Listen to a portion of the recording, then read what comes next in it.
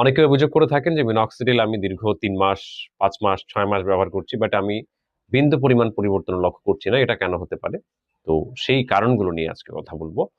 তো শুরুতেই যদি আপনার মানে মাথার ত্বক খুব বেশি ঠিক হয়, মোটা হয়, সেক্ষেত্রে হয়তোবা মিনক্সিডিল আপনার এই মানে মোটা স্তর ভেদ করে অ্যাবজর্ব না হতে পারলে সেই ক্ষেত্রেও কিন্তু আপনার মানে মিনক্সিডিলটা কাজ না করতে পারে।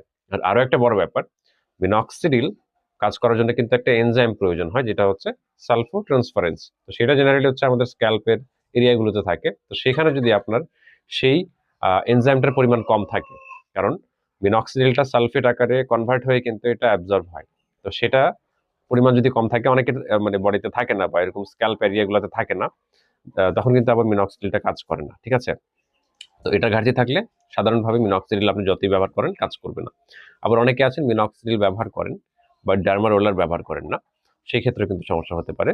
তো একটু আগে যে মোটা স্ক্যাল্পের কথা বললাম বা মোটা মাথার ত্বকের কথা বললাম, সেই ক্ষেত্রে কিন্তু আপনি 0.5 ডার্মা রোলার দিয়ে ট্রাই করলে হবে না। অনেকে আছে এই 0.5 ডার্মা রোলার তারা হচ্ছে মিনক্সিডিল দীর্ঘ সময় ব্যবহার করে যাচ্ছেন।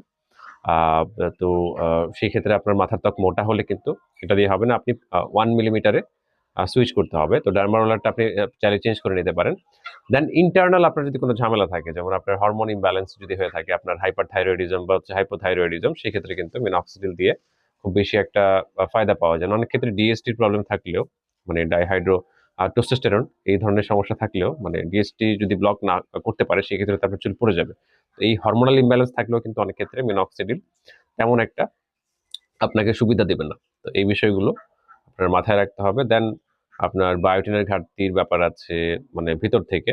দেন আপনার প্রতিদিনের খাবারে যদি বায়োটিনের ঘাটতি থাকে বা পুষ্টিকর খাবার, আমিষ জাতীয় খাবারের ঘাটতি থাকে, সেই ক্ষেত্রে কিন্তু আস্তে আস্তে আপনার চুল বিবর্ণ হতে থাকবে। দেন হচ্ছে এটা পড়ে যেতে থাকবে। ঠিক আছে?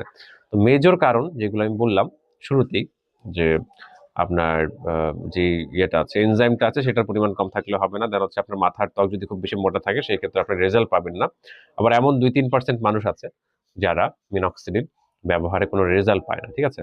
তো আবার সঠিকভাবে যদি আপনি এটা অ্যাপ্লাই করতে না পারেন, সেই ক্ষেত্রে কিন্তু আপনি রেজাল্ট নাও পেতে পারেন। ঠিক আছে? ভুলভালভাবে যদি অ্যাপ্লাই করেন, অনেকে আছে জাস্ট হচ্ছে তেলের মতো এভাবে দিয়ে দিলাম, দিলেই শেষ না। এটা আপনি দেওয়ার পরে 3-4 মিনিট আঙুলের ডগা দিয়ে হচ্ছে এটাকে আপনি মাসাজ করতে হবে। ঠিক আছে? তো এই বিষয়গুলো একটু যদি মাথায় রেখে ব্যবহার করেন, তাহলে আপনার যে সময়টা আপনি ব্যয় করছেন সেটা কাজে লাগবে।